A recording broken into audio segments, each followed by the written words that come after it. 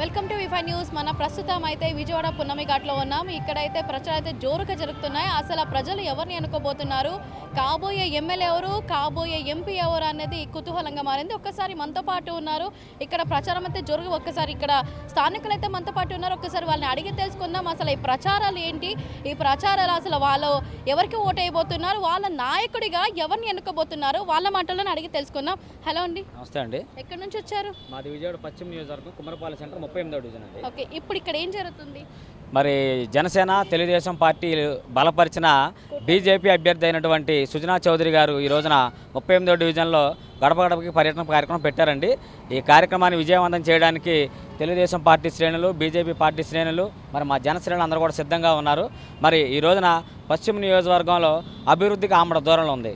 కేవలం విజయవాడ నగరంలో ఉందని పేరే కానీ పశ్చిమ నియోజకవర్గం అభివృద్ధికి ఆమడ దూరంలో ఉంది. మరి సుజనా చౌదరి గారు లాంటి అనుభవకులను గెలిపించుకొని ఈ నియోజకవర్గాన్ని అభివృద్ధి చేయించుకోవాలని చెప్పని స్థానిక ప్రజలందరూ కూడా నిర్ణయించుకోవడం జరిగింది. ఇప్పుడు జనసేన కూటమికి చేరింది. జనసేన సపరేట్ ఉండే ఇంతకుముందు.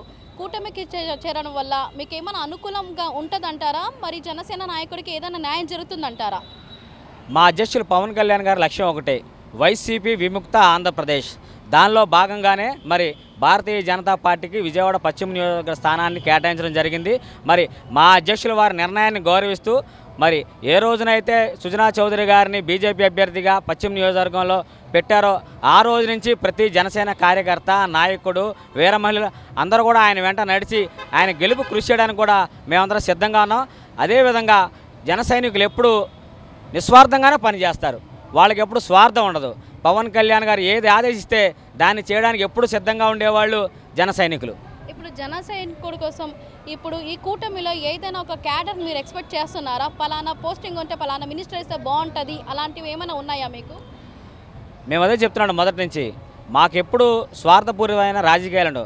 మా నాయకుడు పవన్ కళ్యాణ్ గారు నీతి నిజాయితీగా ఉన్నారు. ఆయన ఈ రాష్ట్రం బాగుండాలి, భవిష్యత్తులో బిడ్డల జీవితాలు బాగుండాలని చెప్పని తనను తాను తగ్గించుకొని తన బలం ఎంత ఉందో తెలుసు కూడా లేదు, ప్రతిపక్ష ఓటు చీలకూడదు, ఈ రాష్ట్రంలో ఓట్ బ్యాంక్ మొత్తం ఒక దగ్గరికే రావాలి, ఆ గెలుపు ద్వారా ఈ రాష్ట్రం నుంచి అవినీతి పరిపాలనని తరిమేయాలి, జగన్మోహన్ రెడ్డి లాంటి నియంతని ఈ రాష్ట్రం నుంచి తరిమేయాలని చెప్పని తనను తాను తగ్గించుకున్న పవన్ కళ్యాణ్ గారి అడుగుజాడల్లోనే ప్రతి జన సైనికుడు, ప్రతి జనసేన నాయకులు నడుస్తారు. కాబట్టి మాకు ఎటువంటి స్వార్థపూరితమైన ఆలోచనలు లేవు. మరి సుజనా చౌదరి గారిని గెలిపించుకోవడం లక్ష్యంగానే పనిచేస్తాం ఈ నియోజకవర్గంలో. మీ ఎమ్మెల్యే అభ్యర్థి ఎవరు? యలమంచిలి సత్యనారాయణ చౌదరి గారు. మరి చాలామంది ఆయన ఇక్కడ సంబంధించిన వాడు కాదని చెప్పని స్థానికులు కాదు కదా, ఇక్కడ ఆయనకి ఎటువంటి పరిస్థితులు కూడా ఆయనకి తెలియదు. అలాంటి స్థానికుడు కాని వ్యక్తిని మీరు ఎంచుకుంటే మీకు న్యాయం జరుగుతుందంటారా? మీ నాయకుడిగా ఆయన్ని మీరు ఎంచుకోవడానికి సిద్ధంగా ఉన్నారా? గత 15 రోజుల నుంచి చూస్తున్నాం, పశ్చిమ నియోజకవర్గంలో ప్రజలందరూ కూడా సుజనా చౌదరి గారికి బ్రహ్మరథం పడుతున్నారు. నిజంగా వారు చెప్పింది నిజమైతే ప్రజలు బ్రహ్మరథం పట్టరు. మరి ఆయన స్థానికుడు కాదు అనడానికి మీ దగ్గర ఏం ఆధారాలు ఉన్నాయి? మరి ఆయన కృష్ణా జిల్లా వాసి. ఇప్పుడు ఎవరైతే ఆయన స్థానికుడు కాదంటున్నారో వాళ్ళందరూ పుట్టకముందే వాళ్ళ తాతగారు, వాళ్ళ నాన్నగారు సుజనా చౌదరి గారు ఇదే కృష్ణా జిల్లాలో పుట్టారు. ఇదే విజయవాడ నగరంలో సుజనా చౌదరి గారు తన విద్యాభ్యాసాన్ని కూడా కొనసాగించారు. మరి గతంలో కూడా వాళ్ళ నాన్నగారు కానీ వాళ్ళ తాతగారు కానీ ప్రకాశం బ్యారేజీ నిర్మాణం సమయంలో, గేట్ల నిర్మాణ సమయంలో వారు పనిచేశారు. దీన్ని బట్టి అర్థమవుతుంది కదా ఆయన స్థానికుడో కాదా అనేది. ఖచ్చితంగా సుజనా చౌదరి గారు ఖచ్చితంగా స్థానికులే. మీరు చెబుతున్నట్టుగా స్థానికులే కాకపోతే ఇక్కడున్న వెల్లంపల్లి శ్రీనివాస్ గారు సెంట్రల్ నియోజకవర్గంలో ఎమ్మెల్యే అభ్యర్థిగా పోటీ చేస్తున్నారు. మరి ఆయన కూడా స్థానికుడు ఇతరుడే కదా. మరి మీరు చెప్పిన ఈక్వేషన్ ప్రకారం మరి ఆయన కూడా ఓడించాలా? ఎక్కడో నెల్లూరు జిల్లాలో ఉన్నటువంటి అనిల్ కుమార్ యాదవ్ని తీసుకొచ్చి గుంటూరు జిల్లాలో నరసరావుపేటలో ఎంపీగా పోటీ చేస్తున్నారు. మరి ఆయన స్థానికేతరుడే కదా, మరి ఆయన్ని ఓడించాలా? అది మీరు ఒకసారి ఆలోచించుకోవాలని కూడా తెలియజేస్తూ సుజనా చౌదరి గారు స్థానికుడే.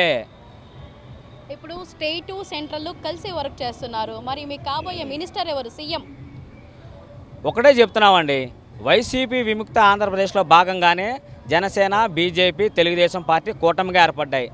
ప్రజలకు తెలియజేసే మద్దతును బట్టి, ఆ రోజున వచ్చే అవకాశాన్ని బట్టి ముఖ్యమంత్రి ఎవరనేది నిర్ణయించబడుతుందండి. ఈ 5 సంవత్సరాల ఎటువంటి అభివృద్ధి జరిగింది మీ ఏరియాలో? ఈ 5 సంవత్సరాలు అసలు అభివృద్ధి అనేది శూన్యం. వాళ్ళు చెప్తున్న సంక్షేమం కూడా శూన్యం. మా దగ్గర 10 రూపాయలు తీసుకుంటున్నారు, మాకు తిరిగి ముష్టి రూపాయి పడేస్తున్నారు, మా డబ్బులు మాకు పడేసి నేను చేశా అని చెప్పి జగన్మోహన్ రెడ్డి గారు గొప్పలు చెప్తున్నారు. అది ఇంకా చెల్లదు. ఈసారి మే 13న జరిగే ఎన్నికలతో ఫ్యాను రెక్కలు విరగొడతాము, జగన్మోహన్ రెడ్డిని శాశ్వతంగా జైల్లో కూర్చోబెడతాము. ఈ రాష్ట్రాన్ని అభివృద్ధి పదంలో నిలిపించడానికి జనసేన, బీజేపీ, తెలుగుదేశం పార్టీలకి అధికారాన్ని ఇస్తామని చెప్పని ప్రజలు తెలియజేస్తున్నారు.